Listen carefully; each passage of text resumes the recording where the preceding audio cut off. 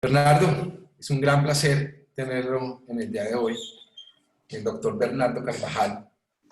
Estaba yo tratando de mm, hacer como unos conversatorios acerca de diferentes temas que tienen que ver con competencia. Y pues para mí es un gran placer contar con usted hoy.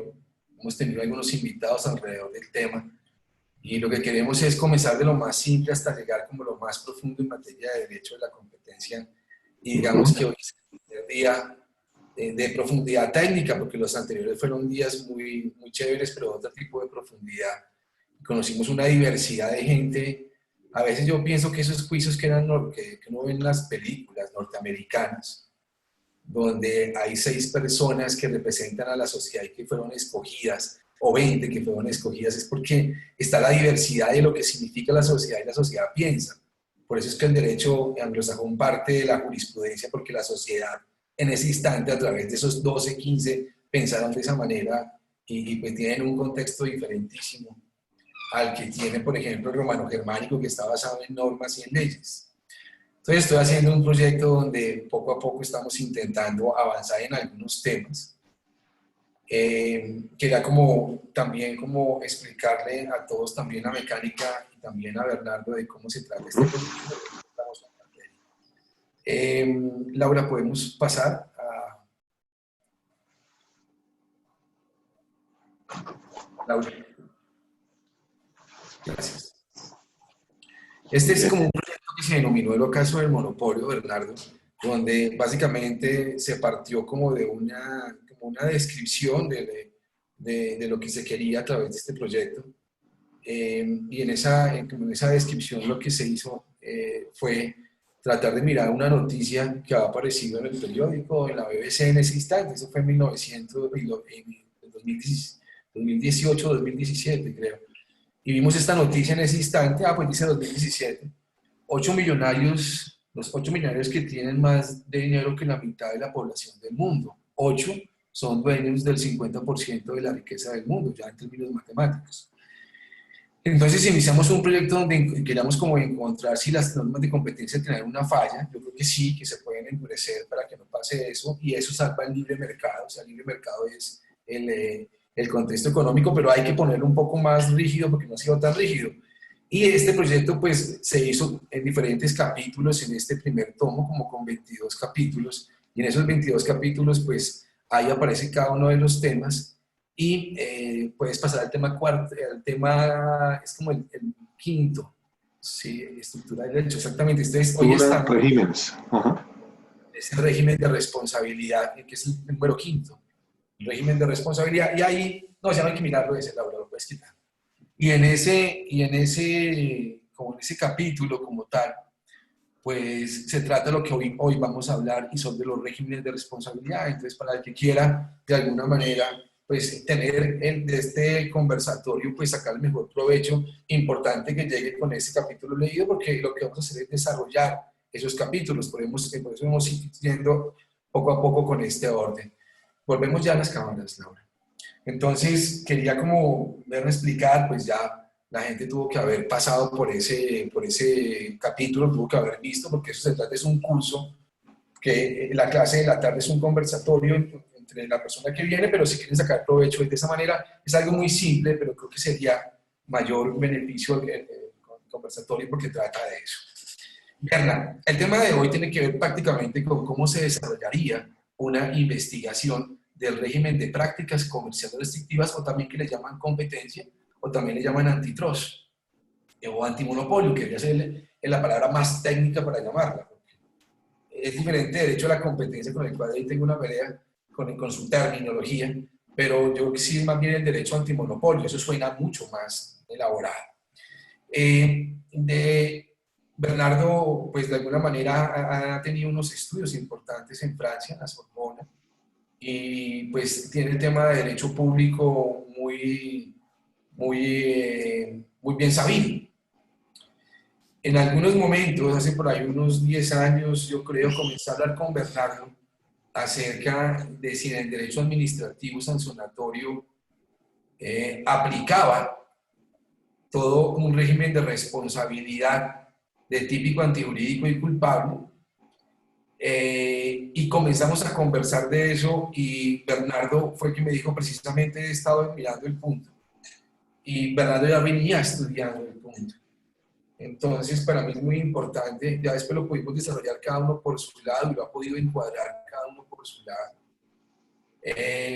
Pero tengo que darle como un reconocimiento a Bernardo que a través de él yo pude elaborar también una teoría acerca de típico, antijurídico y culpable respecto del régimen de prácticas comerciales restrictivas en un régimen de derecho romano-germánico, porque estábamos acostumbrados a que porque cogimos unas normas norteamericanas, nos las trajimos y nos olvidamos que somos del derecho romano-germánico y que tenemos que encuadrar típico, antijurídico, culpable o como sea la regla de la razón, la regla per se, sea lo que sea, sino que de alguna manera pues tiene que haber un régimen en el cual tenemos que bajar un derecho que es importado y por haberlo importado y haber sido conocido en un principio por quienes lo importaron, que fueron los profesores que fueron a estudiar allá, pues nos han metido en un régimen que no sé si tiene cabida o no, y esa fue la primera pregunta que yo me hice y que mi parlante y mi oyente en ese momento y mi alma académica fue Bernardo, por eso el día de hoy es esta invitación y eso para ponerles una explicación del contexto de hoy. Hoy me voy a atrever, Bernardo, antes de darle la palabra, porque pues lo mío es solamente la introducción a algunas preguntas, importante para mí a través del tablero explicar rápidamente para los que no son abogados, porque tenemos no abogados, algo muy sencillo como qué es el bien tutelado, para que sea rápido después poder ver la antipublicidad si nos toca llegar hasta allá. En el contexto, digamos, que existe dentro del derecho continental, cuando hablamos de derecho continental es que siempre hay una ley de por medio, porque el derecho continental es lo que pasó en Roma y en Alemania, por eso se llama romano-germánico, y el derecho romano-germánico siempre tiene una ley, es decir, un artículo. Se requiere la existencia de un artículo. Entonces, en el derecho continental siempre existe una ley. ¿Esa ley qué contiene? Esa ley contiene la descripción de un comportamiento humano. Entonces dice, por ejemplo, no matar, no robar, no sé qué. Entonces siempre la descripción de un comportamiento. Y si alguien hace un comportamiento que es igual que esa descripción normativa, que ese artículo, pues hay una consecuencia jurídica, inicialmente. Entonces, derecho continental, hay una ley, en esa ley que es una descripción de un comportamiento humano. Esa descripción de comportamiento humano, al guardar igualdad verdadera con un comportamiento que efectivamente alguien adelantó, pues eso quiere decir que hay una igualdad entre la prohibición y el comportamiento humano. Eso quiere decir que hay una consecuencia jurídica. Y digamos que esa es una parte como tal, como del componente de derecho, pero el punto de fondo ¿cuál es? Es que esta norma no es caprichosa como hemos visto en los anteriores conversatorios, sino que requiere, está protegiendo algo que la sociedad quiere que proteja, algo en particular, y eso que es lo que se denomina el bien jurídico tutelado. Y cada norma generalmente contiene un bien jurídico tutelado. En algún momento llegaremos al bien jurídico tutelado de antimonopolio, que se pide. Lo hemos visto desde el punto de vista sentimental, humano, pero no hemos visto verdaderamente esto en el derecho qué es. Entonces, en algún momento nos toca mirar en el derecho esto qué es respecto del derecho de la competencia, es decir, el derecho antimonopolio, pero por ahora la estructura del derecho, y ya con esto terminamos. En el derecho continental siempre hay una ley, esa ley que contiene una hipótesis de comportamiento de un humano, lógicamente, de una persona jurídica, que al guardar identidad con un comportamiento verdadero, es decir, que pase, que no sea una hipótesis, esta conjugación o esta igualdad entre norma y comportamiento, norma prohibitiva y comportamiento conlleva a una consecuencia jurídica que es cuando alguien es supuestamente responsable, y eso es lo que vamos a discutir hoy, si es que hasta acá llega, porque esto es tipicidad, es comportamiento frente a ley, si hay más elementos para mirar, y para eso es que finalmente el doctor Bernardo nos está acompañando el día de hoy, experto en el tema. Pero de esta descripción, para que podamos entender el conversatorio que vamos a tener y la conversación que vamos a tener con Bernardo, es determinar que cada norma siempre cuida un bien jurídico tutelado. A veces la descripción de la norma no alcanza a decirle al abogado cuál es el bien tutelado y él tiene que interpretar este bien tutelado en algunas veces, en algunas ocasiones. Entonces, importante, de todo esto, en lo que está en rojo es cada norma tiene un bien jurídico tutelado y que generalmente cuando hay una identidad entre prohibición y comportamiento, hay una consecuencia jurídica. Sin embargo, ahí comenzaría la conversación con Bernardo y sería la siguiente pregunta. Y qué pena toda esta introducción, Bernardo. Es la siguiente pregunta y es, frente a una igualdad entre comportamiento y norma, siempre hay una consecuencia jurídica y ahí la persona es encontrada responsable o se requieren otros elementos diferentes para que efectivamente ocurra una consecuencia jurídica respecto a esta persona que realizó ese comportamiento. Y gracias por estar aquí. Vale, muy bien. No, pues muchas gracias, querido Mauricio, por la invitación. Y créeme que no solamente te admiro, sino que te felicito por esta iniciativa tan innovadora, no solamente en el tema, sino en el método que estás utilizando. Me parece buenísimo que utilicemos este formato. Pues bien, la pregunta que tú haces es una pregunta que parece fácil, pero tiene un grado de complejidad relativamente alto. Por lo siguiente, la pregunta es, digamos, para reformularla, bastaría con comparar el comportamiento, la conducta de algún actor, algún agente económico en un mercado determinado, la confrontamos con la norma o las diferentes normas que establecen como un listado de infracciones, de conductas que están prohibidas y a las cuales les trae una consecuencia jurídica. Si comprobamos que objetivamente esa conducta corresponde a lo que está allí establecido en esas normas, la consecuencia inevitablemente es que tengo que aplicar en estos casos una sanción por parte de una autoridad administrativa, que es la que se encarga de velar y de proteger esos bienes jurídicos que tú estás mencionando.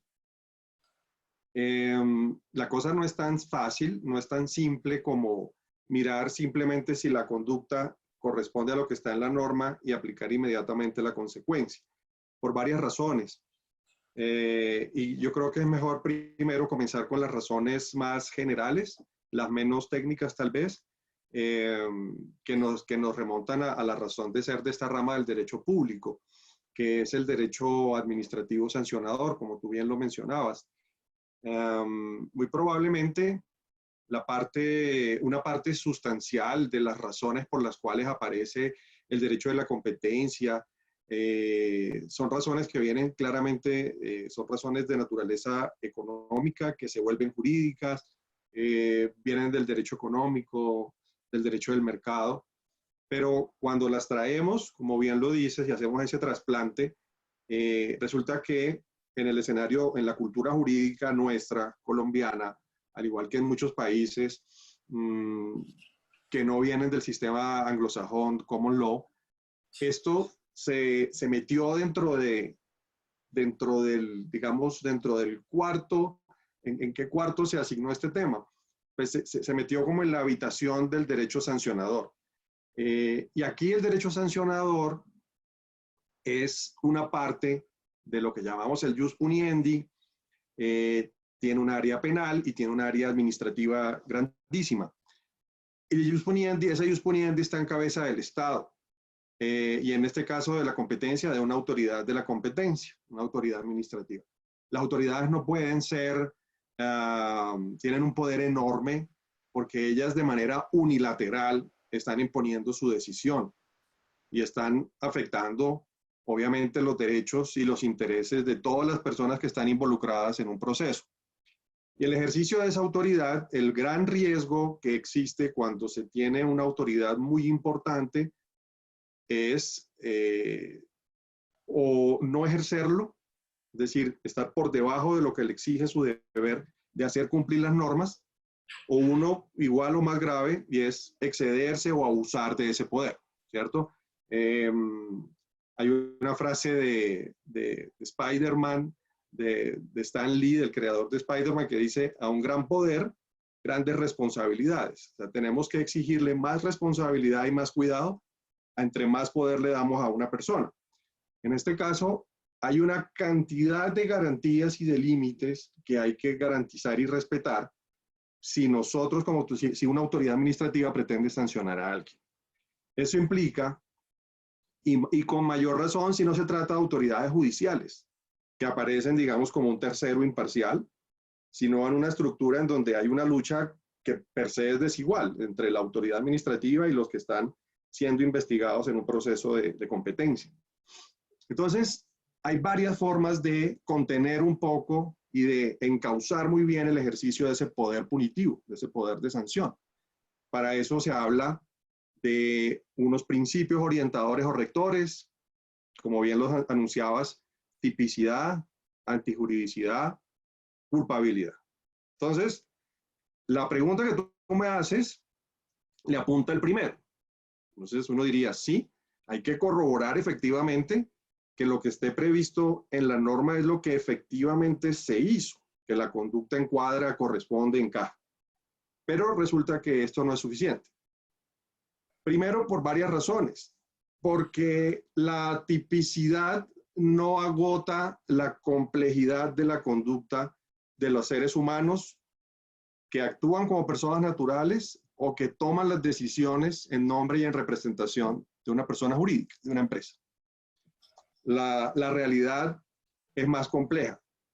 ¿Por qué? Porque se trata en últimas de hacer algo que yo prefiero llamar un juicio de responsabilidad en materia sancionatoria. Para mí es un juicio de reprochabilidad de una conducta.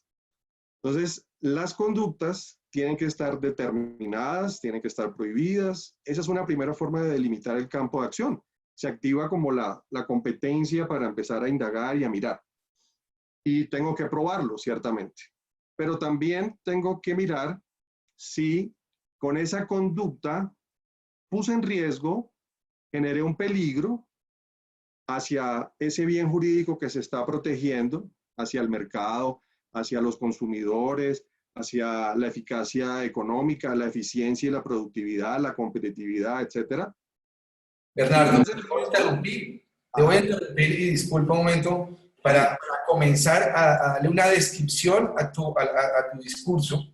Y si estoy equivocado, rectificamos. Si yo paso esta página acá, lo que tenemos es que hasta ahora llevamos un elemento, hemos hablado de 3 elementos, hablamos de tipicidad como la igualdad entre ley y comportamiento, entendiendo que es una ley prohibitiva. ¿Hasta ahí estamos de acuerdo? Sí, estamos de acuerdo.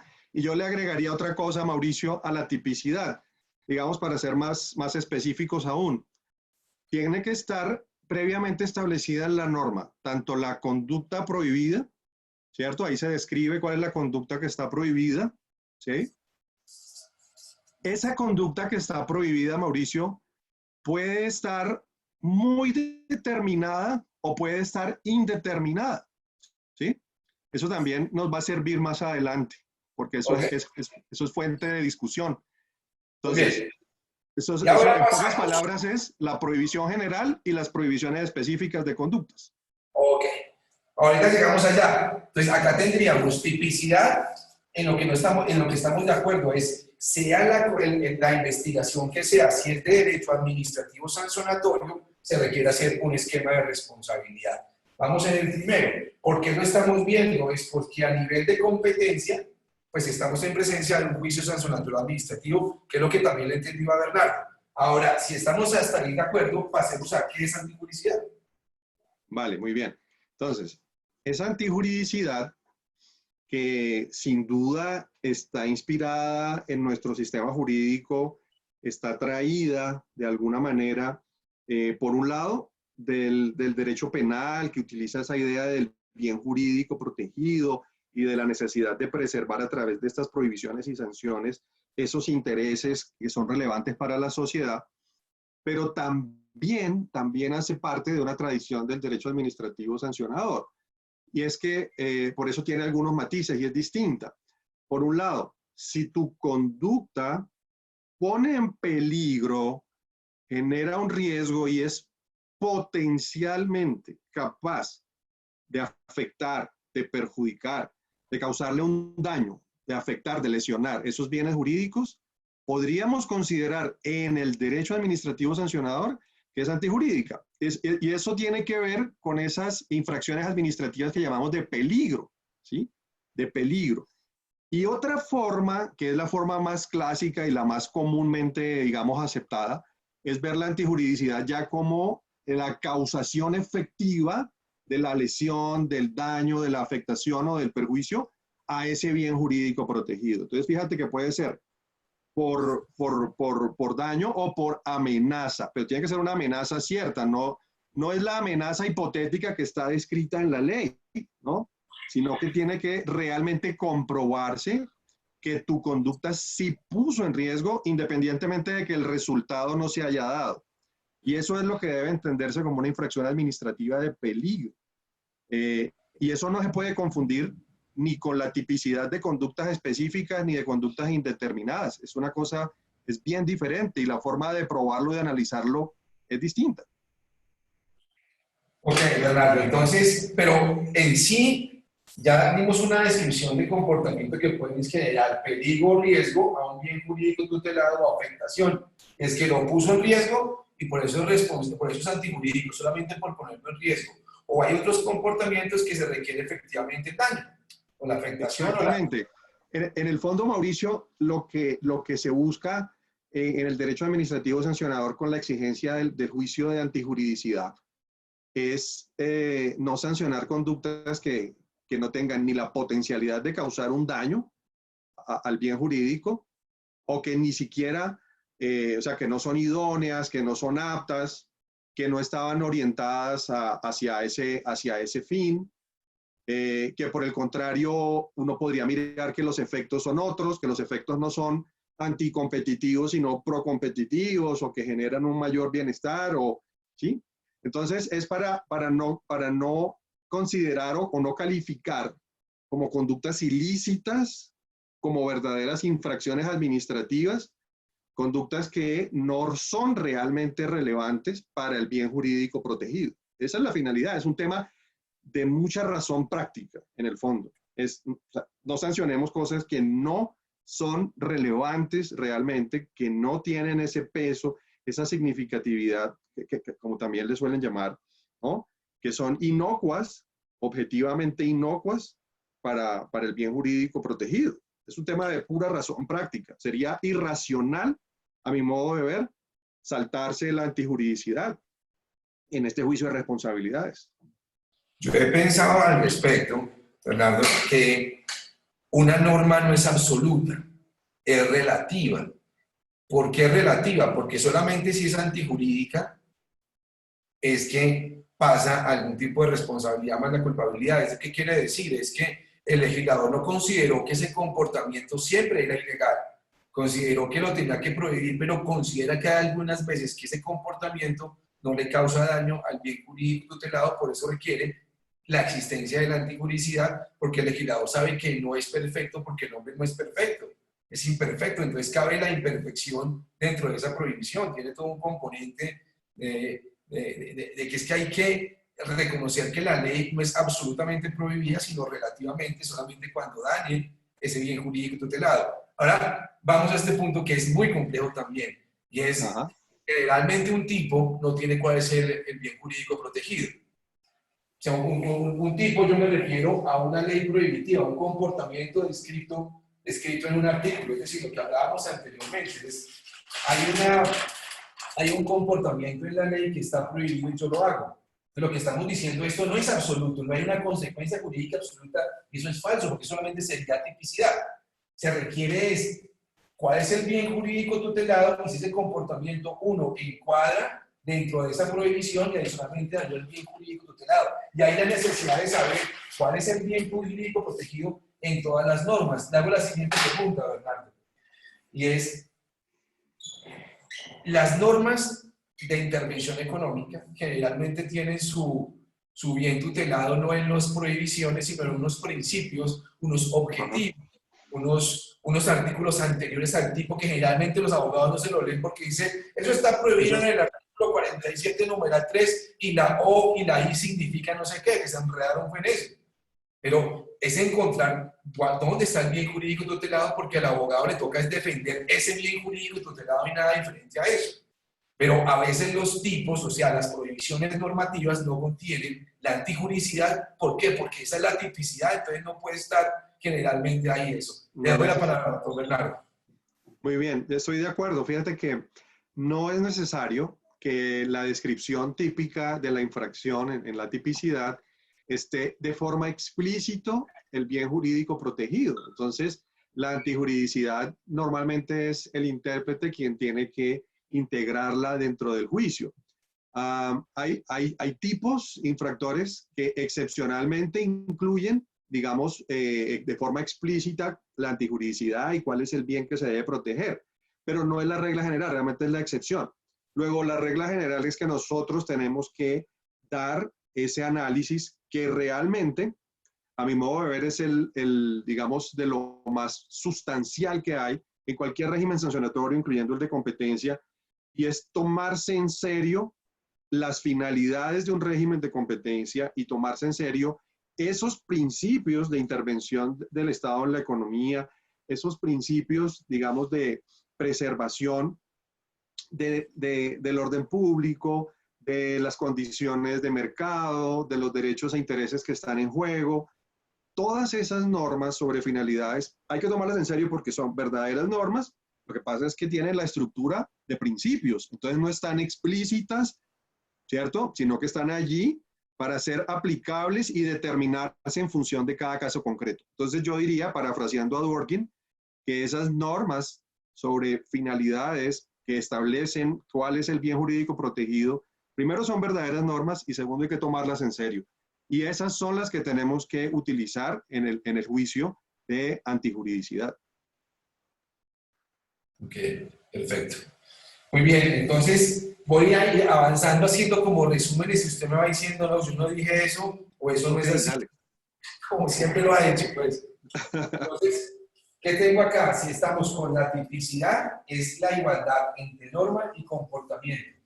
Eso nos llevó a una primera conclusión, es que pensábamos que si la tipicidad, o sea, igualdad de norma con comportamiento, siempre hay una consecuencia jurídica y hoy nos dicen no, no señor. En términos generales estamos diciendo es que un cartel, por ser típico, eso no me da para que sancionatorio desde el punto de vista sancionatorio me convencen, los sancionadores me convencen a juzgar y decir que soy responsable, porque según lo que nos dice un experto en derecho administrativo sancionador, bueno, y Bernardo es experto en muchas más cosas, es que se requiere la tipicidad, es decir, igualdad de comportamiento y prohibición, bueno, hay que pasar a la antijuridicidad.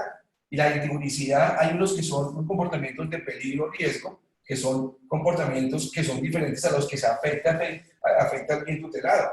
Unos de riesgo y de peligro que previenen el daño o la afectación y que ya es juzgado, no solamente el hecho de afectar, sino haber hecho un comportamiento que ya por eso tiene algún tipo de riesgo. Y otros son ya los que afectan y hay que determinar ese bien jurídico tutelado cuál es, que hay que determinar generalmente en una norma en donde están los principios o los objetivos de esa situación, porque hasta donde vamos no se puede ocurrir que yo haga un comportamiento que sea típico, pero no, que no hubiese dañado el bien jurídico tutelado, por lo tanto, ahí rompería por ahora una parte de lo que hemos dicho es, puede ocurrir que existan unos comportamientos que no obstante estar dentro de la prohibición no dañan el bien tutelado, como por ejemplo cuando uno llega a una fiesta y hay un encendedor por ahí, uno lo coge y se lo lleva efectivamente un culpa, no sé si con culpa o sin culpa, pero si lo hice con culpa me llevé un encendedor y de pronto no es tan importante el delito y por eso lo consideran lo que llaman los penalistas bagatela.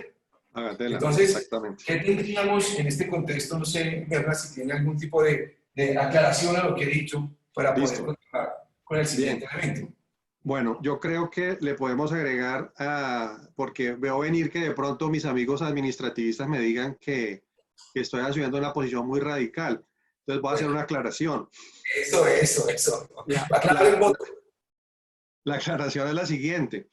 Dijimos que, y me reafirmo en lo siguiente, defender el juicio de antijuridicidad en materia administrativa sancionatoria es defender la razonabilidad del ejercicio de ese jus puniendi, de esa potestad de sancionar, ¿cierto?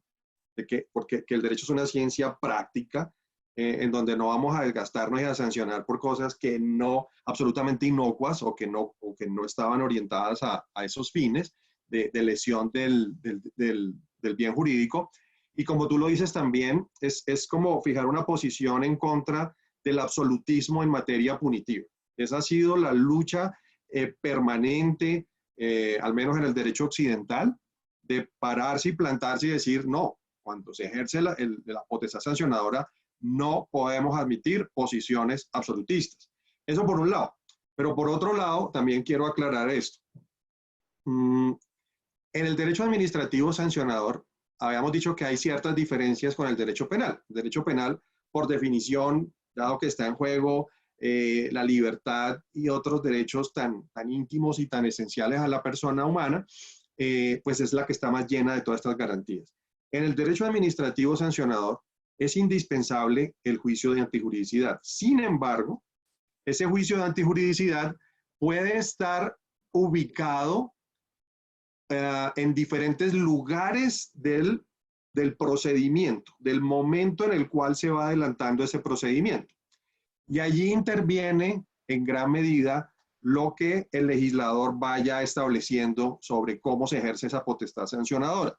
Yo tengo, digamos, una propuesta y le encuentro como 4 usos o 4 funciones a la antijuridicidad. Sin duda, la función más garantista es ubicar la antijuridicidad como un elemento del ilícito, de la ilicitud de la conducta, para poder calificarla como una verdadera infracción administrativa, ¿sí? Es decir, si no hay antijuridicidad, esa conducta no podemos decir que hay una infracción. Eso es lo que, por ejemplo, en otras áreas del derecho sancionador, como el derecho disciplinario, lo llaman la ilicitud sustancial. O sea, no es solo la ilicitud formal de confrontarlo con la norma, sino que material o sustancialmente, de cara al bien jurídico protegido, esa conducta sea reprochable. Esa conducta sería antijurídica. Esa es como la visión más garantista. Hay otras, un poco menos garantistas, pero que a mi modo de ver siguen siendo garantistas, y es, por ejemplo, utilizar la antijuridicidad como un criterio para poder activar las competencias y para poder ejercer realmente, iniciar un proceso con miras a verificar si procede o no procede una sanción. De tal manera que esas conductas que resultan irrelevantes, realmente inocuas para afectar el mercado, o que no estaban concebidas hacia la lesión de ese bien, realmente esa puede ser otra función de la antijuridicidad en estos procesos. Es decir, en pocas palabras, lo que llaman procesalmente el requisito de procedibilidad para que se pueda realmente ejercer la competencia. También lo podemos ver también como una justificación. ¿Dónde podemos ver la antijuridicidad también?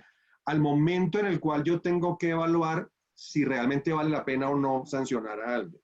Entonces, yo veo que a pesar de que la conducta sería formalmente ilícita, no encuentro absolutamente ninguna justificación para imponerle una sanción a alguien por una conducta que yo logré o que alguien logró probar que no es antijurídica, que ni amenazó ni lesionó al bien protegido. Y otra última función, sería como la 4ª función de la antijuridicidad en estos temas sancionatorios administrativos. En el peor de los casos, los regímenes, digamos, menos garantistas y de manera residual, en el peor de los casos, a falta de una norma especial, hay un criterio general que viene de nuestro Código de Procedimiento Administrativo, la Ley 1437/2011, y es que como mínimo tiene que tenerse en cuenta como un elemento de graduación de la sanción, que lo puede agravar entre más grave sea la amenaza o la lesión al bien jurídico, o que por el contrario hará que tienda a 0 esa sanción.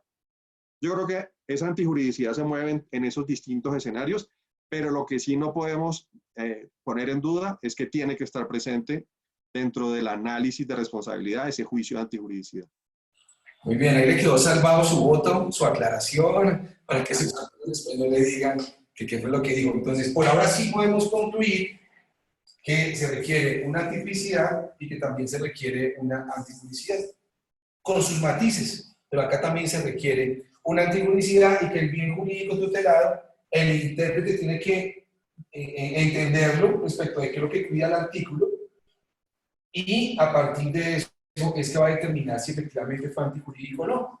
Por ahora, para los que estamos, como han venido a clase o han venido a estos conversatorios, adelantémoslo un poquito. ¿Qué es el bien jurídico tutelado? El bienestar social, es decir, excedente del consumidor más excedente del productor, que después lo veremos, porque esto en las diferentes normas latinas están. Porque el ejercicio de hoy, Berna, no es mirar la norma colombiana, y es que el derecho romano-germánico aplica en todo lo que tenga que ver con derecho latino, porque no hay ninguno que sea anglosajón.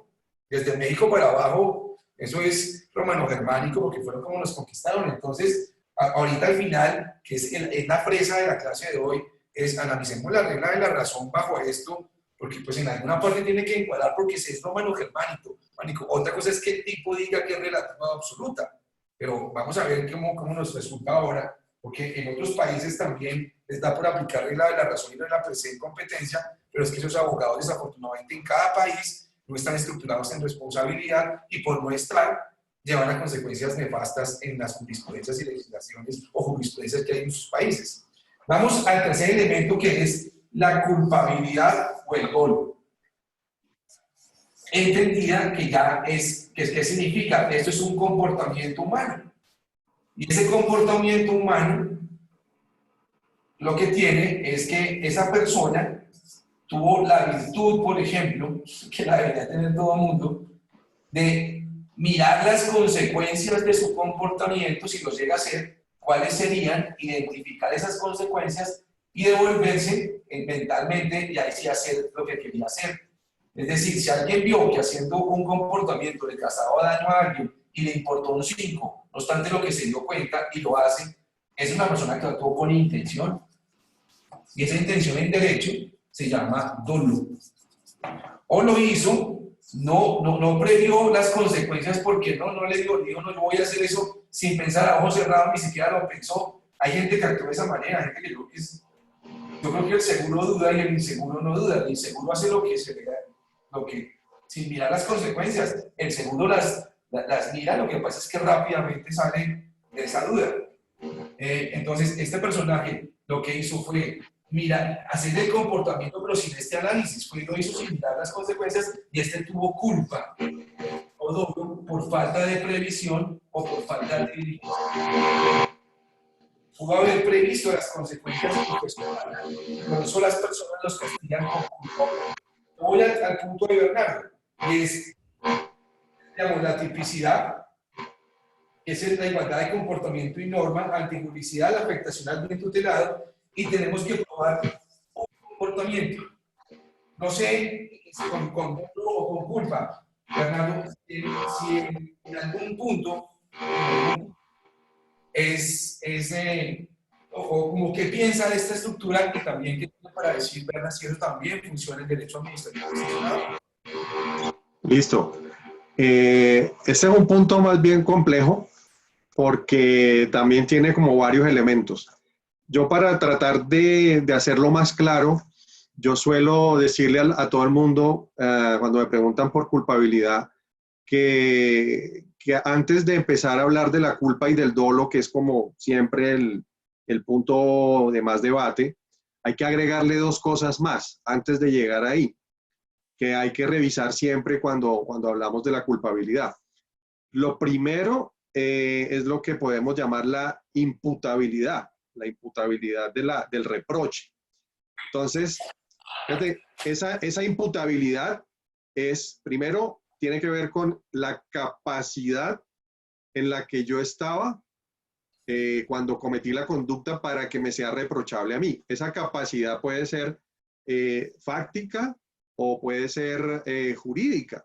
Entonces, yo soy realmente la persona llamada a responder desde el punto de vista jurídico o desde el punto de vista fáctico de la conducta. ¿Realmente fui yo? ¿No sería otro, más bien? Entonces, esta es como parece muy básica, pero es importante. Uno no se la puede pasar así de rapidez, porque estos juicios de responsabilidad son estrictamente personales. Entonces, tú no me puedes hacer responsable por lo que hizo otro, ¿cierto? Entonces, me tienes que poder imputar a mí, dime que la conducta la hice yo, ¿sí? Y no la hizo otro. O dime que yo soy la persona llamada a responder desde el punto de vista jurídico. Recuerda lo que pasaba con las personas naturales en la época, los representantes, los administradores de las personas jurídicas que se les adelantaba el proceso y de repente automáticamente como que se le aplicaba la sanción así como de rebote a esa persona natural. A ella hay que hacerle una imputación y hay que decirle concretamente en qué consistió su conducta como persona natural distinta a la persona jurídica. Entonces, fíjate que es relevante en ciertos casos desde el punto de vista práctico. Entonces, eso hace parte, a mi modo de ver, del juicio de culpabilidad también. Luego hay como un segundo paso que me parece importantísimo, que se llama el análisis de la voluntariedad de la conducta. Traducción de esto, para simplificarlo, el juicio de voluntariedad es verificar si yo estaba, si los actos que se realizaron estaban bajo mi dominio. Es decir, si yo realmente tenía claro que mi voluntad era ejecutar este comportamiento, que esa fue mi decisión. Y eso no tiene nada que ver con el dolo y la culpa. Es simplemente, objetivamente, yo sé que lo que estoy haciendo en este caso es venderle esta mercancía a esta persona. Yo se la quiero vender y se la estoy vendiendo. No tiene nada que ver con confrontarlo con una prohibición o no, y si usted sabía que estaba prohibido o no. Simplemente saber si yo tenía dominio de ese acto. ¿Por qué es importante ese juicio? Porque hay unos eximentes de culpabilidad y por ende de responsabilidad que tienen que ver con la falta de voluntariedad.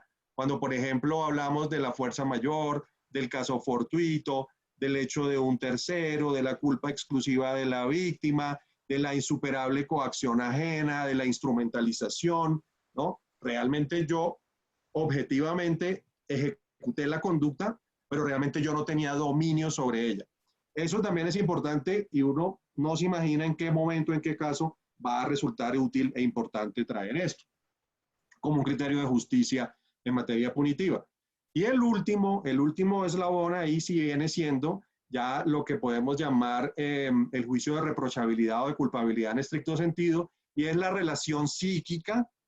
Esa culpabilidad en estricto sentido es la relación psíquica entre el sujeto que está ejecutando una conducta, ¿cierto? Y la norma. Entonces, yo sabía que esto estaba prohibido y no me importó, aún así lo hice. Allí actué con total dolo, ¿cierto? Yo sabía lo que estaba haciendo y no me importa. En ese caso yo no quiero que me pillen, pero yo tengo claro que esto no se podía hacer. O la falta de diligencia, de prudencia, o visto al revés, la imprudencia, la impericia, la negligencia, ¿no? Cuando yo tenía unos deberes de comportamiento que me eran exigibles y me desvié un poco de esos estándares de conducta, fui negligente, no tenía la intención de cometer esta infracción realmente, pero a veces me reprochan ese grado, sobre todo cuando es de medio a alto, ese grado de imprudencia, de impericia, de falta de cuidado con el que actué. Y esto es más, se exige mucho más, por ejemplo, cuando estamos hablando de profesionales, de personas que tienen un conocimiento especializado, expertos. A esos, digamos, se les amplía ese análisis de lo que llamamos tradicionalmente la culpa. Ok. Ok, entonces, a ver, si logré como captar lo que nos acaba de decir Fernando. Entonces, respecto de la culpabilidad, él parte de una y dice, no solamente es daño o culpa, porque es que en derecho administrativo hay como unos elementos adicionales que es la imputabilidad y la voluntariedad. Y es que yo lo quería, efectivamente, yo estoy como que lo quería hacer, es lo que entendí y lo que quería, ahorita me lo aclara bien, y la voluntariedad que tiene que ver con que él no lo hizo por nadie o estaba presente, él estaba presente en ese comportamiento y lo hizo porque él lo quería hacer, no porque nadie se le dijo que se lo dijera o algo por el estilo. Fernando, dígame, porque ahí, para aclarar esos dos puntos, porque el reproche si es culpa o no. Exacto. Entonces, en la imputabilidad es que me sea atribuible ese comportamiento a mí, que puede ser por razones jurídicas o por razones fácticas. Entonces, por ejemplo, oiga, yo simplemente soy socio en esa compañía, pero yo no participé en las decisiones. Entonces, ¿por qué tengo que responder yo desde el punto de vista jurídico por lo que hizo otro? ¿Sí? Por ejemplo. O, bueno, lo que pasa, por ejemplo, con los menores, con personas que tienen problemas de capacidad, incapaces, tal. O también, desde el punto de vista fáctico, oiga, aquí hubo un error, una confusión. Usted pensó que era yo y yo le voy a probar que realmente fue otra persona. Esa es básicamente la imputabilidad. La Ok. voluntariedad es que yo tengo claro cuál es la conducta que estoy haciendo y esa conducta que estoy haciendo es decisión mía. Pero es desde el punto de vista fáctico, de los hechos. O sea, usted tuvo claro que le vendió a esta persona. Sí, yo le vendí a esa persona. Yo le quería vender a esa persona. Es el dominio, el manejo, la voluntad sobre el hecho, digamos, bruto, la conducta tal y como se desarrolló. Pero no viene con un análisis adicional de reprochabilidad, es decir, de la relación medio afín. Es decir, y usted sabía que la norma se lo prohibía, usted sabía que tenía un deber de actuar con cuidado en este mercado. Esa pregunta no se hace en el momento de la voluntariedad. La voluntariedad es simplemente saber si usted realmente era la persona que tomó esa decisión, que usted se comportó, que usted sabía en pocas palabras lo que estaba haciendo, ¿sí? Entonces, ¿por qué? Porque a veces pasa que hacemos cosas en contra de nuestra voluntad o aún a pesar de nuestro esfuerzo.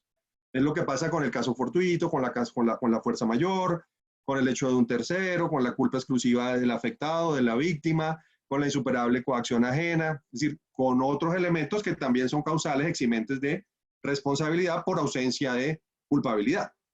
Y ya luego pasamos al eslabón final, que es el tradicional, el de la culpa y el dolo. Y ahí ya es un juicio de reproche estricto, frente a la norma, frente a lo prohibido y frente a lo que le era exigible a usted. Vámonos nuevamente. Típico, antijurídico, culpable.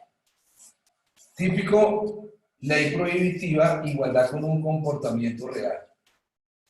Antijurídico, daño al bien jurídico tutelado, que hay que descifrar cuál es.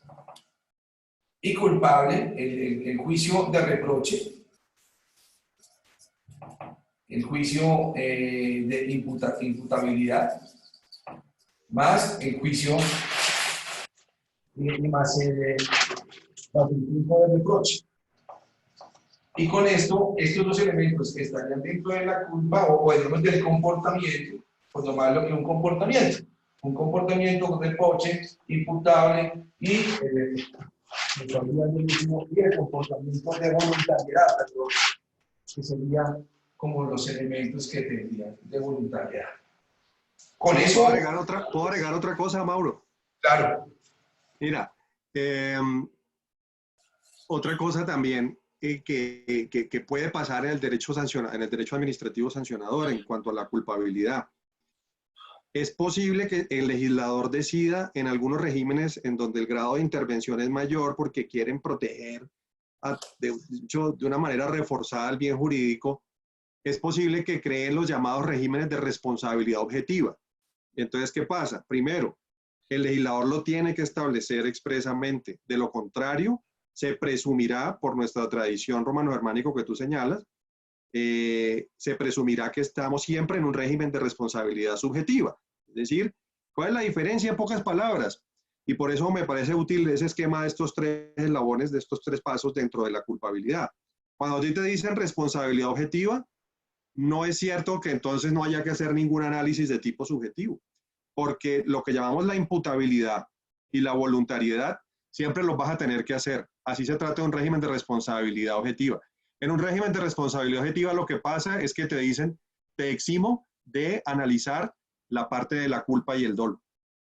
Esa es, digamos, la restricción, que digamos no es cualquier bobada. Pero eso no significa que no se tenga que hacer un análisis de culpabilidad en un régimen de responsabilidad objetiva. Lo digo para aclarar, a pesar de que a mi modo de ver, y ya lo volveremos a comentar con la pregunta final muy seguramente, aquí no estamos en el derecho de la competencia colombiana en un régimen de responsabilidad objetiva. Ok, muy bien. Entonces, para hacer una pregunta de esas, Bernardo, que creo que es como un silogismo, y es,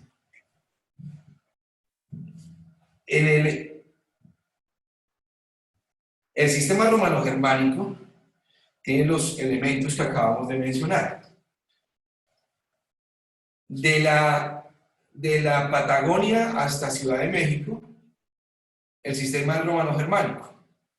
Eso quiere decir que en cualquier sistema romano-germánico de derecho sancionador debe ocurrir un sistema de típico, antijurídico y culpable independientemente de la norma que origen o que fuente extranjero tenga, llámese derecho anglosajón, como es el derecho de la competencia que nace con todo esto que ocurre a finales de 1900 en Estados Unidos, con los ferrocarriles, el acero, la luz y una gran cantidad después de telecomunicaciones de muchos mercados han estado ahí. O sea, la pregunta más clara es, ¿este sistema romano-germánico aplicaría para todos los sistemas latinos?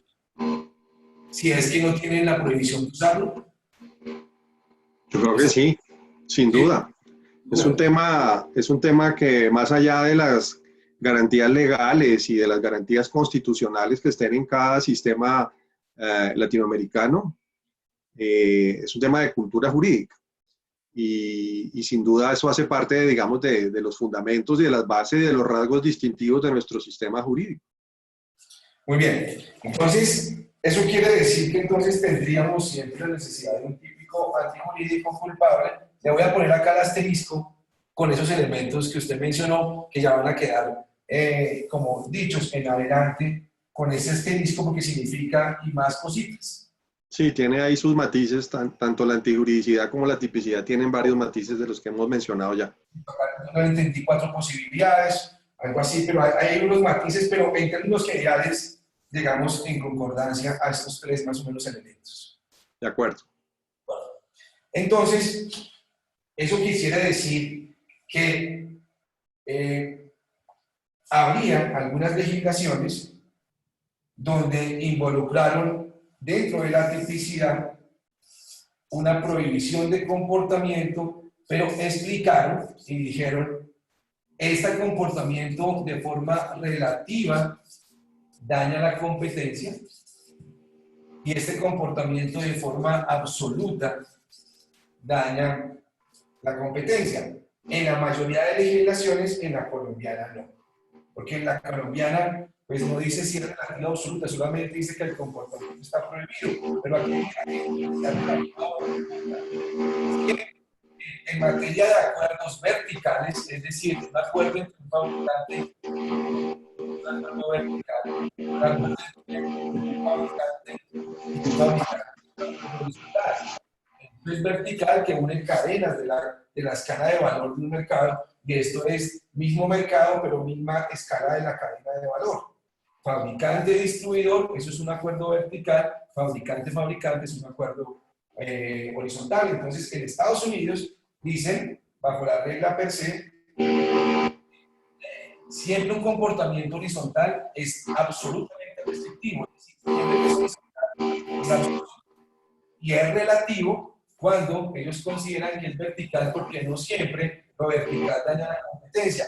Eso quiere decir lo siguiente, que si yo bajo la antijuridicidad tendría bien jurídico tutelado, ¿cuál es? El bienestar social. Eso significa el excedente del consumidor, y esto significa el excedente del comerciante. Entendido que el excedente del consumidor es lo que yo saco de plata, le pago una tienda y después me dan las boletas y el dinero que me sobra. Eso se denomina excedente del consumidor. El excedente del comerciante es la utilidad. Entonces, la culpabilidad efectivamente que se hubiese hecho con dolo, con culpa y todo el asterisco que verdad, la generosidad de eso. El punto sería para tratar ya el tema de cómo entraría la regla de la razón en cualquier legislación, es que cuando se menciona que el comportamiento está prohibido de forma relativa o absoluta, pues ya uno hace el juicio de tipicidad, pero la relatividad tiene que mirarla en la antijuridicidad, porque la relatividad depende que sea bien jurídico tutelado, o sea que efectivamente que hay que hacer el juicio de responsabilidad y encontrar si alguien es responsable. Pero si estamos en materia de un comportamiento que es absoluto, eso por lo menos en la legislación latina solamente ocurre que un comportamiento es absoluto y no requiere antipublicidad es cuando se presume de derecho. Porque es que la presunción de derecho no admite prueba en contrario y en la medida que haya una tipicidad con un comportamiento, la presunción de derecho se presume de derecho que esto ya es ilegal y que no hay posibilidad de buscar la antipublicidad porque se presume de derecho y eso no admite prueba en contrario. En cambio, las presunciones legales sí admiten prueba en contrario, diciendo que lo relativo puede ser una presunción legal. Pero el punto es que cuando es relativo un comportamiento a la razón, tiene que valer para ser estudiado ese acuerdo vertical entre fabricante y distribuidor. Y si es absoluto, ahí sí me perdonarán las legislaciones de cada parte del mundo porque tuvieron que haber puesto la fórmula sacramental que dice se presume de derecho que esto es así o no admite prueba en contrario, porque si lo dejaron abierto y no dice se presume de derecho, pues yo no sé si yo estoy equivocado en derecho administrativo sancionatorio y en introducción al derecho es que las presunciones de derecho son las únicas que no admiten prueba en contrario. Por eso me devuelvo a una de las primeras que hicimos y es donde decíamos que en el derecho continental hay una ley que guarda identidad de un comportamiento con norma y que hay que determinar si efectivamente ese comportamiento da un bien jurídico tutelado. Es decir, no siempre hay una consecuencia jurídica entre igualdad de comportamiento con norma, porque esta consecuencia jurídica es relativa. ¿Y qué ocurre? Es absoluta cuando es una presunción de derecho, que es una norma que dice se presume de derecho y no hay prueba en contrario, o presunciones legales y otras clases de normas. ¿Qué quiero decir con todo esto? Porque ha sido a veces difícil explicar el tecnicismo dentro del derecho administrativo sancionatorio. Es que como en la cabeza tienen el derecho anglosajón y habla de regla de tercera razón y se han leído un sinnúmero de sentencias del extranjero sin filtro del derecho romano-germánico, se metieron en una teoría que no, que eso es regla de la razón y que eso es regla per se. No, es un comportamiento relativo o absoluto, es decir, hablamos de tipicidad, claro que es típico, y que es típico absolutamente relativo, pero si el relativo tiene que pasar a la antijuricidad, pues que no me vengan a decir que porque pusieron conductas de comportamiento relativo absoluto es que no aplica el régimen de responsabilidad, porque con eso ya es suficiente. Porque Bernardo, en el mundo, en Argentina, en México, en ninguna parte latinoamericana están aplicando el esquema de responsabilidad en investigaciones de antimonopolio bajo este esquema, sino que trajeron el esquema y el proceso norteamericano, lo pusieron ahí y como los abogados de competencia, pienso yo, no saben o no han explorado mucho el régimen de derecho administrativo sancionatorio, le da por decir unas barbaridades complejas. Ahí me cuentan, por ejemplo, que en Ecuador dicen que se aplica la regla de la razón y una parte de la ley dice eso. Fue que un funcionario dijo, no, es que ya vi la norma norteamericana. Y, no, porque es que, ¿eso qué significa? Pienso yo, Fernando, si ya le doy la palabra, es que el derecho continental está basado en que la norma exista. El derecho anglosajón partió de algo diferente, es la jurisprudencia o la costumbre.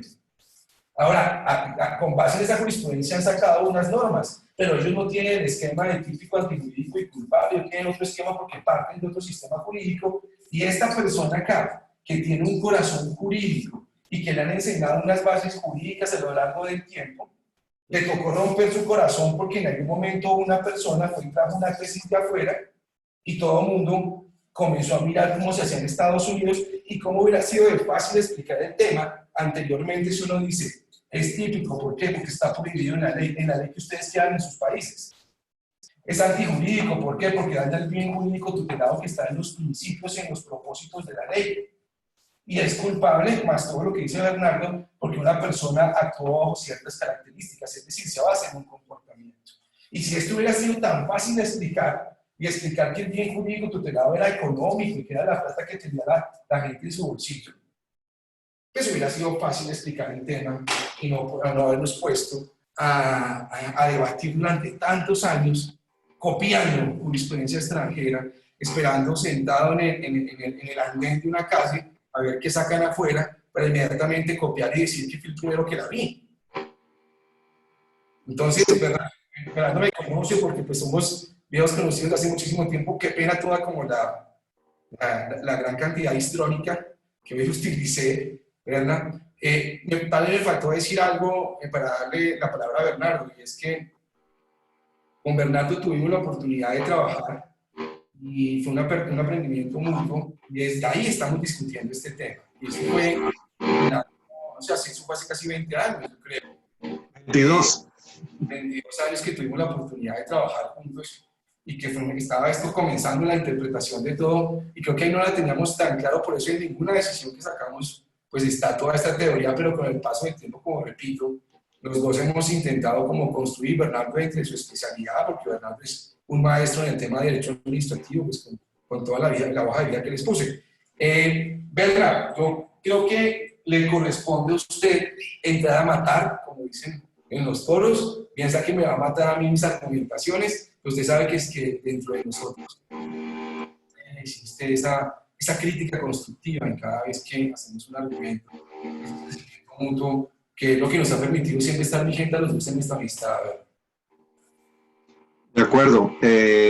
No, esto es igual que hace 22 años, pero con más detalles.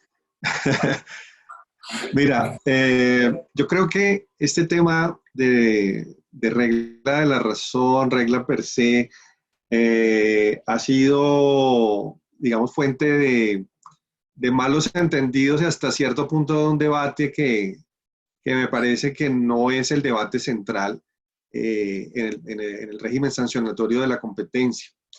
Yo creo que primero el contexto es que pasa con lo que pasa con todo trasplante jurídico, con toda importación del derecho, ¿no? Entonces, importamos la idea, importamos, llamémoslo el producto, si el derecho sustantivo de la competencia es un producto anglosajón y lo importamos y lo traemos, pero resulta que el manual de instrucción no es el mismo.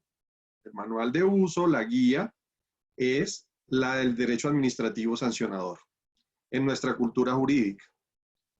Y eso es parte natural del proceso de adaptación de una institución jurídica trasplantada. Y eso hace parte de las transformaciones y de las diferencias necesarias que tiene que haber entre la institución en su lugar de origen, en este caso en el sistema anglosajón, y la institución importada trasplantada en el lugar de acogida. Los resultados y los frutos son necesariamente diferentes. O sea, es lo mismo que pasa con una semilla trasplantada. Un árbol gigante, la secuoya gigante de Canadá o de Estados Unidos, y la traemos y la sembramos en la Sierra Nevada de Santa Marta, probablemente de un arbolito diferente con unos frutos diferentes, por el cambio de contexto. Entonces, perfecto, podemos traer la institución, podemos traer el producto, la idea, pero el manual de uso y el manual de instrucciones es el nuestro, es el de nuestras instituciones jurídicas. Y lo que durante muchos años se ha tratado es de forzar de una u otra manera para traer ese manual de instrucción y que la regla de la razón y la regla per se funcionen exactamente igual que en el lugar de origen. Yo creo que eso es una utopía, yo creo que eso es imposible desde el punto de vista práctico, primero, por el arraigo distinto en la cultura jurídica, pero desde el punto de vista jurídico, desde el punto de vista normativo, yo creo que es imposible. ¿Qué se puede rescatar? Sin duda que son criterios hermenéuticos, que son reglas de interpretación, de razonabilidad para la norma, que lo pueden utilizar las autoridades, lo pueden utilizar los abogados, los actores. Es válido porque las reglas de interpretación no se agotan con lo que esté efectivamente regulado, pero como regla de interpretación. Pero el marco de aplicación, lo que llamamos aquí la estructura del juicio de responsabilidad en el tema de competencia, no es la estructura del juicio de responsabilidad de otros sistemas. No es necesariamente el del sistema de origen. Entonces, ¿qué es lo que yo veo? Que se ha intentado entonces meterla de varias formas, o la regla de la razón o la regla per se. Algunos, por ejemplo, la utilizan, intentan decir, mire, es que aquí está en este país latinoamericano, aquí podemos ver la regla de la razón y la regla per se, porque hay una prohibición general y hay unas prohibiciones específicas. Eso, desde el punto de vista nuestro, no es más que la lógica del principio de tipicidad. Hay tipos abiertos, indeterminados, con prohibiciones generales, Y hay tipos más específicos con prohibiciones específicas. Pero eso es un tema de la tipicidad. Uno no puede deducir lógicamente que con eso estoy demostrando que la regla de la razón aplica frente a tipos indeterminados porque hay tipos indeterminados y que la regla per se aplica con las prohibiciones específicas porque así están establecidas. Eso no lo dice el legislador en ninguna parte. Otros, entonces, nos dicen, hay que mirar eventualmente esa, digamos, mezcla entre regla de la razón y antijuridicidad sustancial, pero en aquellos casos en donde aplicaría la regla per se, pues simplemente no cabe el juicio de antijuridicidad. Eso nadie se ha atrevido a afirmarlo. Y yo creo que es muy difícil sostener que no cabe de ninguna manera, después de todo lo que hemos comentado, el juicio de responsabilidad, porque queremos aplicar de manera uniforme algo que se llama la regla per se, porque lo aplican en la corte del sistema anglosajón. Yo no creo que eso sea un argumento suficiente para traerlo a colación. Adicionalmente, al principio, cuando hablábamos de los tipos infractores, hay tipos infractores que son de peligro.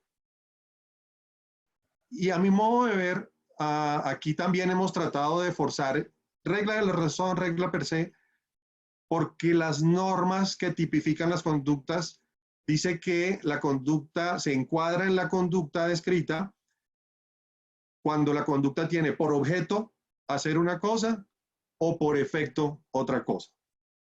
Yo creo que ese es un tema que sigue siendo de tipicidad. ¿Por qué? Porque cuando te dicen que la conducta tenga por objeto, independientemente del efecto, tú lo que tienes que reconocer allí es que estás ante un tipo de peligro, una infracción de peligro, una infracción administrativa de peligro. Es decir, vuelvo y lo digo, que puede generar un efecto nocivo, pero no necesito demostrar. Pero ese puede generar el efecto nocivo.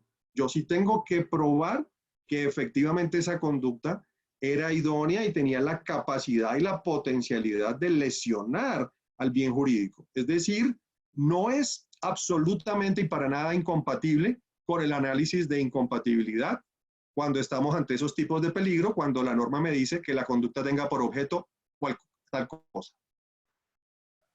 Entonces, yo creo que, insisto en esto, se ha intentado de muchas formas, por vía de doctrina, tratar de meter esos dos criterios y nosotros no los importamos, nosotros importamos la idea, la institución, pero no importamos nada más, porque los manuales de uso y las reglas nuestras son otras.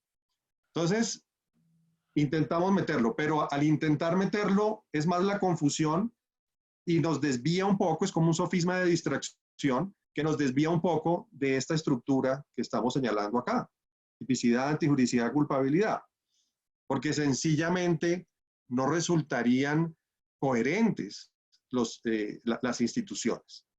Entonces, yo sinceramente creo que válidas como reglas de interpretación, como criterios hermenéuticos, si creemos en una libertad de pensamiento, que digamos es lo que defendemos siempre, pero como manual de instrucción de aplicación de un régimen sancionatorio de la competencia, creo que no es por ahí. Muy bien. Laura, ayúdame a poner el caso que hicimos para hoy y ya con todo lo que vimos, resolvamos lo que dice el caso, Bernardo, a ver cómo nos va y que la gente pueda entender qué estamos haciendo y que después lo aplicaremos en los comportamientos que hay ya de cartelización y abuso de la posición dominante, porque es que en adelante vamos a ver todo el tema es con esta matriz de responsabilidad, típico, antijurídico y culpable, que típico es la prohibición, antijurídico el bien tutelado y culpable el comportamiento, que ya ahorita del bien tutelado hablaremos un minutico de alguna cosa. Voy a leer el caso. La tienda de comercio de la señora Lucía ayer abrió después de las 12 de la noche. Ella sabía que había toque de queda en la ciudad por el virus.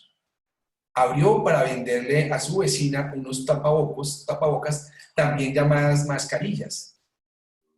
Un agente de la policía entró y le puso una infracción o multa por ello. Ella les imploró que tuvieran piedad y actuaran con razón, pues ella sabe del decreto del toque de queda. pero lo que pasaba era que su vecina estaba con tos y ella vive con 8 personas en su casa.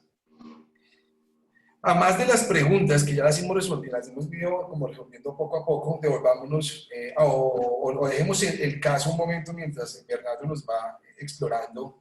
Bernardo, tú tienes el caso por ahí para que podamos volver al tablero y vamos haciendo algo de que nos va quedando también reporte.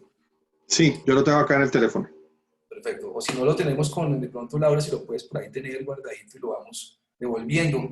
Lo vamos devolviendo. El punto sería como en esta... gracias. Entonces, es como lo que encontramos es que estamos en un régimen administrativo sancionatorio, debe haber una tipicidad, una antijuricidad y una culpabilidad, o digamos un comportamiento para poner con todo el tinte y el matiz que habíamos hablado. Sin llegar a todos los extremos, lo que yo encuentro es que hay una tipicidad, Bernardo, que sería como el decreto del toque de queda. Sí, objetivamente la señora se pasó, el límite era después de las 12 de la noche no hay nada, no hay comercio, no hay nadie y la señora, efectivamente tú confrontas la conducta y la conducta es típica. Entonces, por ahora, tú me dices, abrió local, ese es un comportamiento que ella hizo, para que no lo hagamos en orden. Abrió el local, objetivamente, hizo ese comportamiento. Ajá. ¿Cierto? Lo abrió. Ahora, eso está prohibido en un decreto donde dice toque de queda, que está en todos los países ahora. Entonces, tenemos la prohibición del comportamiento, que es típico. O sea, su comportamiento, abrió el local, objetivamente, que lo hizo, pues está prohibido. Sí, nadie puede abrir locales, supongamos. Nadie puede abrir locales después de las 12. La señora efectivamente abrió el local después de las 12, la conducta, digamos, encuadra dentro de lo que estaba prohibido. Listo, entonces tenemos la voluntad de abrir el local, tenemos la tipicidad que es la prohibición. Ahora, dañó el bien jurídico tutelar, ¿tiene alguna causal de justificación? Volvamos al caso nuevamente, Laura, y qué pena que te esté quitando tiempo, Berna, pero es importante todo lo que estás haciendo, ten la seguridad. Entonces, acá la tienda de comercio de la señora Lucía abrió después de las 12 de la noche. Ese es el comportamiento, abrió. Ella sabía que había toque de queda en la ciudad con el virus, que es todos los elementos que tú dijiste. Abrió para venderle a su vecina unos tapabocas. Y pasemos adelante, pero lo que pasaba era que su vecina estaba con tos y vive con 8 personas en su casa. Volvamos. Entonces, al parecer, lo que yo entiendo, ¿verdad? Acá hay un bien jurídico tutelado que debe ser la salud pública, me imagino. Y es cuídese, o es más algo personal también, o hay doble vía, porque es como de salud, como de vida, o de algo por el estilo. Pero acá tenemos un personaje que tiene 8 hijos o 8 personas. Que de pronto ese es un tema que más sabes tú, que es lo que es de derecho constitucional y proporcionalidad de derechos y la tensión que existe entre dos derechos, pero por ahora, digamos que puede haber una afectación al bien jurídico tutelado a no ser que logre justificar que quiera salvar 8 vidas o que no, pero depende del juicio de proporcionalidad. Digamos que no estuviese en la causal, es que encontró que estaba abierto el local. Entonces ahí quitaríamos la justificación y se vería muy claro que hay una afectación al bien jurídico tutelado por haber abierto el local. Sin la justificación, con la justificación viene ya toda una serie de tensión de derechos que si tú la tienes planteada me parecería magnífico. Bien, pues mira, en ese ejemplo lo que hay que preguntarse en primer lugar es, listo, hay tipicidad, la señora sabía que estaba prohibido, aún así lo hizo, la conducta fue voluntaria, uno diría aparentemente también hay culpabilidad, ¿y qué pasa con la antijuridicidad? Entonces tenemos que mirar acá qué función va a tener la antijuridicidad. Si va a ser una función al momento de evaluar si amerita o no amerita sanción, o al momento de atenuar la sanción, o por el contrario, ni siquiera se le va a abrir el procedimiento porque se considera que no hay merecimiento de reprochabilidad de la conducta, o si técnicamente se va a calificar como una conducta que puede ser culpable, que puede ser típica, pero que no es antijurídica y por lo tanto que no ni siquiera se puede calificar jurídicamente como una infracción administrativa. Ahí repaso los 4 funciones de la antijuridicidad que te había dicho, según digamos, la configuración que establezca el legislador en cada sistema. Pero al margen de las funciones que pueda tener, la primera pregunta, o la pregunta difícil inicial es, bueno, ¿y cuál es el bien jurídico que se pretende proteger con el toque de queda? Y ahí viene un tema de integración normativa, razonabilidad, finalidad de la medida que se tomó, de la prohibición. Y como tú lo dices, muy probablemente sea un tema en doble vía, objetiva y subjetiva. Objetivamente, es un tema de orden público que protege la salubridad pública, la salubridad de todos, no propagar una epidemia. Pero también hay una necesidad, hay una protección subjetiva y es preservar el derecho a la salud, a la vida de todos y cada una de las personas en situaciones específicas, en contextos específicos. Y en este caso, claramente es diferente si no hay una justificación de la conducta a cuando sí la hay. Siempre va a haber una justificación. Lo que pasa es si la justificación va encaminada a proteger el bien jurídico o por el contrario a desproteger el bien jurídico. Si la justificación de abrir para vender mascarillas después de las 12 de la noche es simplemente el ánimo de lucro de la vendedora y no hay ninguna otra razón, pues ahí hay una justificación en términos, digamos, objetivos. Pero de cara al bien jurídico, eso no es una justificación de la conducta.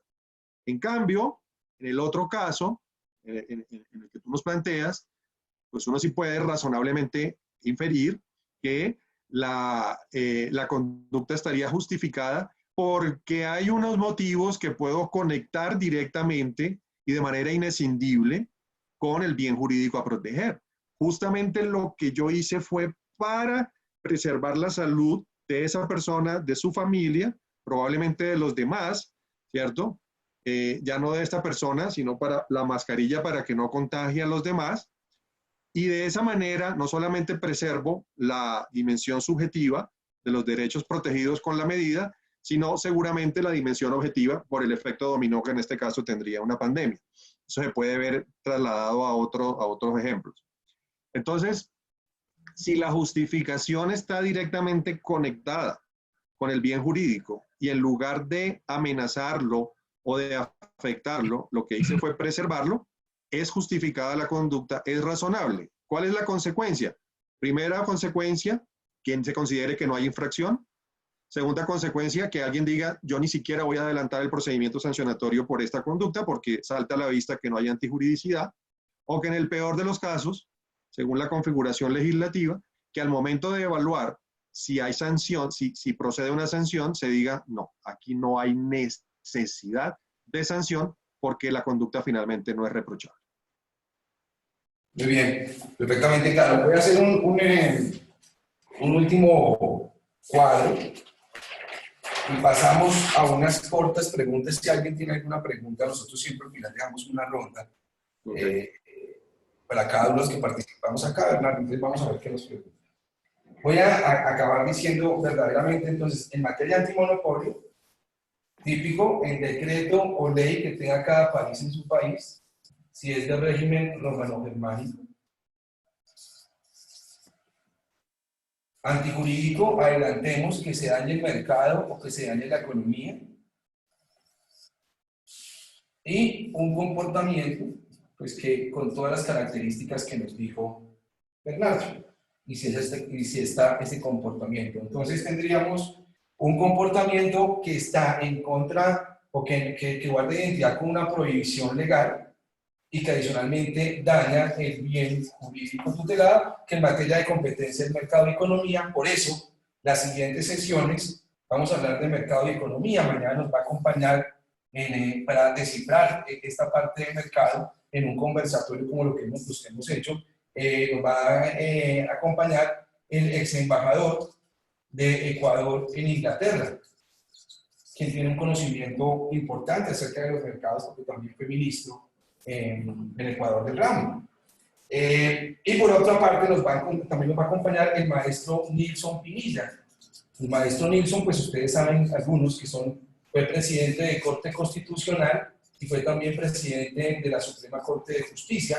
Y Nilson, el doctor Nilson, pues tiene un gran conocimiento porque su expertise es precisamente el derecho económico. Entonces mañana contaremos con una parte muy amena de dos personas pues, con las mayores importancia y con el paso de la edad que es tan importante, con esa experiencia que tienen para dejar todo esto no solamente en clase, los que estamos presentes, sino que también los que están viendo en YouTube o que también nos están siguiendo por ahí. Y eso ha tenido pues unas entradas importantes.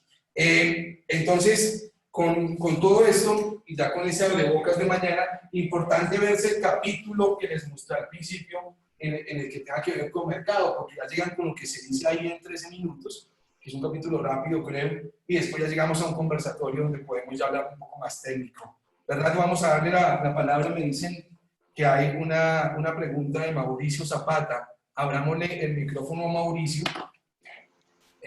Laura, y miramos a ver si Mauricio está ahí y tiene alguna pregunta. Mauricio, ¿estás ahí? Hola, buenas noches. Sí, aquí estoy. Muy bien, puedes hablar un poco más duro, que no tenemos ese, está muy bajito el volumen. Te ofrezco disculpas anticipadamente, pero no sé qué sucede a veces con el volumen del computador.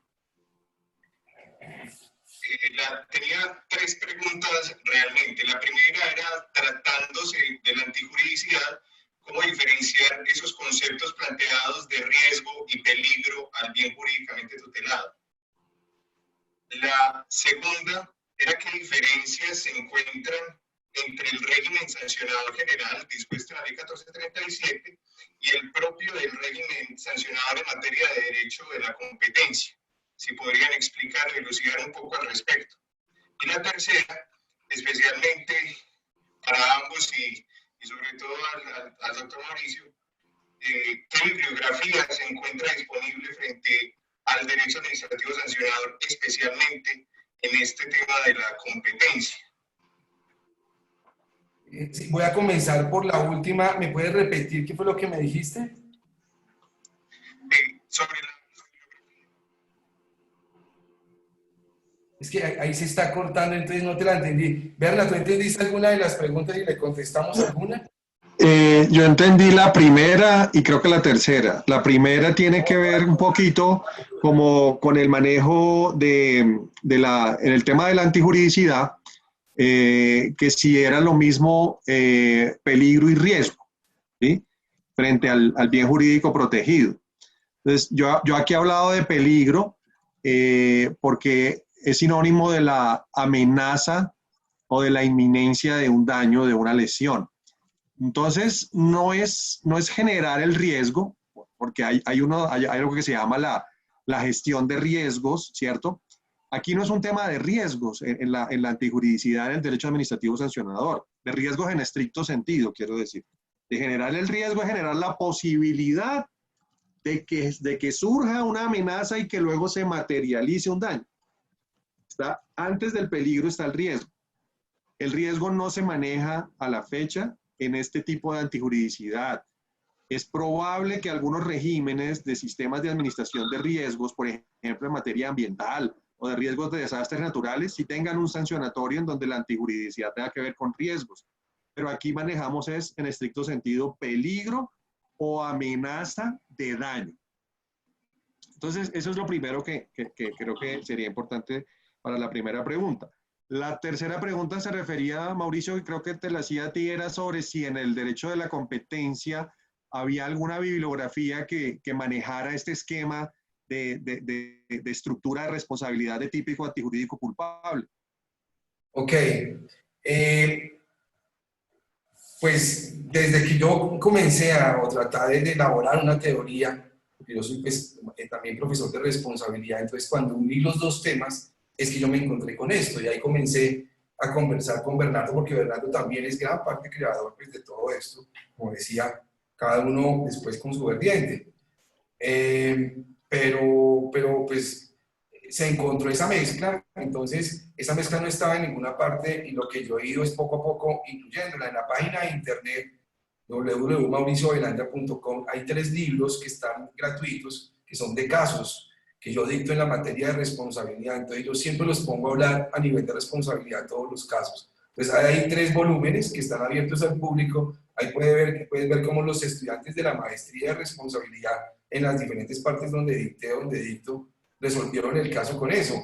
O si no, está el libro ahí del externado que también tiene de la universidad, donde pues también se desarrolla esta teoría. Y hay un artículo de Facebook que después les comentaré, donde adelanto, pues de alguna manera, que Facebook es culpable por toda la información que ha dado, el acceso que ha tenido a todos los datos de las personas, que para mi modo es anticompetitivo con todo lo que pasó en Inglaterra, que después en algún momento vamos a poner ese caso, porque tiene la combinación de lo que estamos hablando, pero aplicado ya a un caso de la vida real, que es Facebook, con información del año pasado que yo recaudé, dado que tuve como un receso en mi vida profesional y tuve la oportunidad de estar en una parte del mundo, en diferentes ciudades que me dieron acceso a cierta información, que es de difícil búsqueda acá en Colombia. Vamos a ver si con ese artículo de pronto nos aventamos en denunciar a Facebook en Colombia, porque creo que no solamente la pueden investigar fuera de, vemos que estamos pendientes a ver qué pasa en Europa y en Estados Unidos, pero todos somos usuarios de Facebook de aquí, pues tenemos que tener alguna decisión. Lo mismo que voy a proceder a ver si me la aceptan, presentar esa denuncia en Estados Unidos a nombre de un turista, pues que se le quedaron con los datos. Vamos a ver qué me dicen, y lo importante es hacerlos hablar, porque de eso se trata. Creo que con esto tengo una pregunta más. Te quedamos debiendo, Mauro, las demás, Mauricio Zapata. Con seguridad vamos a tener oportunidad de estar aquí. Las 2 preguntas, la segunda y la tercera, se trataban de lo mismo, o sea, bibliografía acerca de régimen sancionatorio pues en la competencia y de prácticas. Muy bien, gracias, Laura. Tiene también una pregunta, Mónica. Mónica, tienes el micrófono abierto, si lo puedes abrir tú desde tu consola, acá también te lo abrimos. Mónica, ¿estás ahí? Tienes que abrir el micrófono. Mónica, bueno, no encontramos ahorita, mira, volvemos con Mónica. Me dicen que también Mauricio Chávez. Mauricio Chávez. Pregunta, ¿le puedes abrir el micrófono a Mauricio? Hay que explicarle que tienen que tener también el micrófono abierto ustedes, porque si no, tiene que estar abierto allá de acá. Mauro, ¿nos escuchan? Sí, perfectamente. ¿Me escuchan? Listo, sí, muy bien. Adelante. Excelente. Bernardo y Mauricio, muchas gracias por ese nivel de tecnicismo. Y se nota pues que son absolutamente conocedores de la materia, no tanto desde mi lado, porque pues no es mi especialidad, pero tengo una duda que quisiera plantearle, viendo ese nivel de experiencia que ustedes tienen, pues me gustaría tener la visión de ustedes. Es primero, si en ese estudio del régimen, de este régimen sancionatorio administrativo, se debe hacer ese estudio en el orden en que se está planteando. Digamos, primero se estudia la tipicidad, segundo la antijuricidad y tercero la culpabilidad. Si normativamente está establecido ese orden. Y segundo, si el orden es excluyente. Es decir, si la autoridad está estudiando primero la tipicidad y se encuentra que la conducta no es típica, pues sería innecesario seguir estudiando los demás elementos. Entonces, saber si los elementos son excluyentes y si ese orden es un orden legal para el estudio. Y muchas gracias a ambos por desasnarme en estas disciplinas. Muchas gracias. Berna, yo tengo una opinión particular. ¿Quieres que la dé? Tú la das primero. ¿Qué quisieras? Si quieres, yo doy la mía primero. Dale. Me parece chévere la pregunta, importante. Pero creo que la pregunta es una trampa. Yo me voy a salir un poco de la pregunta de tal y como se formuló para decir que no hay un orden absolutamente preestablecido desde el punto de vista del razonamiento jurídico, simple y llanamente porque estos 3 elementos deben acompañar desde el primer momento hasta el último momento del proceso sancionatorio la reflexión, el juicio de las autoridades y de todos los que participan en estos procesos. Yo los puedo advertir desde el primer momento, 1, 2 o 3, que me falta 1 o que me faltan 2, ahí ya puedo tomar unas decisiones en esa etapa temprana. Pero si yo lo encuentro demostrado más adelante, en la mitad del proceso, supongamos, Yo no puedo tener esa idea de que ya se superó el momento en el cual tenía que hacer ese análisis. Estos 3 criterios acompañan, y es mi posición, se acompañan a lo largo de todo el proceso si no queremos violar el debido proceso sancionatorio, y hasta el momento en que yo voy a confirmar la decisión, si fue la de sancionar o la de no sancionar, tengo el deber de revisar otra vez esos 3 elementos. Esto independientemente de que haya algunas disposiciones legislativas según la configuración de cada régimen procesal, en donde te digan que de pronto hay requisitos de procedibilidad, en donde tienes que evaluar, suele pasar, por ejemplo, con los regímenes procesales que tienen indagaciones o averiguaciones preliminares. A veces te dicen, el objeto de esta etapa es verificar si la conducta está prohibida, si está tipificada y si existió en el mundo real, o si esto es significativo o lesivo o potencialmente lesivo para el mercado, genera ese peligro y tal. Pero al margen de esas configuraciones de etapas procesales, en mi criterio, como son las garantías fundamentales del juicio de responsabilidad sancionatoria, si no queremos violar ese debido proceso sancionatorio, se tienen que aplicar, se tienen que revisar, se pueden invocar en cualquier etapa del proceso. Okay, muchas gracias. Bien, yo voy a devolverme un poco en un punto de la matriz. Y es lo siguiente. Mauricio Chávez dice que un comportamiento puede llegar a ser, fue lo que le entendí en su pregunta, de pronto no es típico, entonces ¿para qué uno sigue en antijuicial? Sí, si es que existe algo, como ya lo aclaró. Eso es lógico, eso es muy lógico. Sí, pero, pero ¿qué puede ocurrir también? Puede ocurrir que el comportamiento sea antijurídico, es decir, que dañe el bien jurídico tutelado y que porque no exista una prohibición expresa, entonces no se sancione. Y ahí yo sí creo que no es que estemos en presencia del abuso del derecho, sino que hay unas normas y unas prohibiciones generales muy particulares, y si no está regulado como una prohibición general de competencia, que generalmente todas lo tienen, pues uno podría decir si el abuso del derecho cabe en derecho administrativo sancionatorio, que eso es discutible por algunas jurisprudencias, pero no significa que el abuso de derecho no esté, porque el abuso de derecho hace parte de la tipicidad general y no de la tipicidad especial, para llegar al caso del abuso del derecho, pero si no, que es que no hay una tipicidad general, porque es que la norma no tiene una prohibición general, pero sí tiene los artículos constitucionales que hablan, por ejemplo, de lo social. Es un Estado social de derecho donde la sociedad es más importante. 2, los principios de que se proteja la parte débil de una economía, que también están en todas las constituciones. Los principios de propiedad privada, o el derecho de propiedad privada, porque es que a veces hablamos de propiedad privada como si fuera la fábrica y el edificio, y no, la propiedad privada es el billete que yo tengo en mi bolsillo. Por eso el derecho de la competencia, su principal derecho constitucional es el derecho a la propiedad privada, porque ese es el dinero que yo tengo en el bolsillo. Lo que pasa es que con ese dinero puedo comprar finca raíz, pero propiedad privada no es finca raíz. Propiedad privada es el excedente del consumidor. Por eso el principio constitucional más importante en materia de derecho a la competencia es la propiedad privada. ¿Quién ha dicho que un consumidor no tiene propiedad privada? Eso es lo que estamos cuidando. Ese es el excedente del consumidor. Y si ese no sirve, pues ya llegamos a la libertad de empresa, pero la libertad de empresa lo que cuida es el excedente del productor, pero la propiedad privada está cuidando también el excedente del consumidor. Entonces, Mauro Chávez, había una posibilidad de decir que yo prefiero partir no de la tipicidad, sino de la antijuicial. Y me llaman por teléfono, los clientes me llamaban o me llaman y me dicen, me cuentan su historia. Y en su historia yo estoy pendiente del bien tutelado más que de la norma. Y veo, digo, acá se dañó el excedente del consumidor, el excedente del productor, venga a ver dónde lo puedo tipificar, veo acuerdos, si es que son 2, veo abuso de la posición dominante es 1, encuadro en los supuestos y digo, ok, pero me aprendí el artículo por esto, que es lo que hemos, de alguna manera, recalcado en las diferentes conversaciones que hemos tenido y he recalcado, es, a los abogados les enseñaron, fue el tipo, pero no es bien tutelado. Y el abogado a veces ni sabe qué está protegiendo. Por ejemplo, ¿por qué, para decirle lo del bien tutelado, por qué se castiga un acuerdo de precios?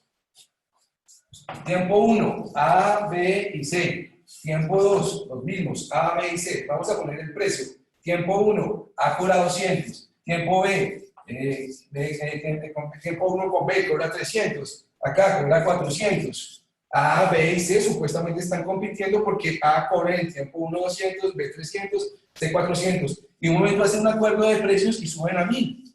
Entonces uno le dice, se caracterizaron, ¿y qué pasa? Cobraron eso igual, ¿y qué pasa? Eso está prohibido. Entonces uno dice, ¿cómo así que está prohibido? Sí, señor, es típico. ¿Dónde está prohibido? En la ley, no sé qué, en el decreto, que le corten la cabeza. No, pues es que todavía no es antijurídico.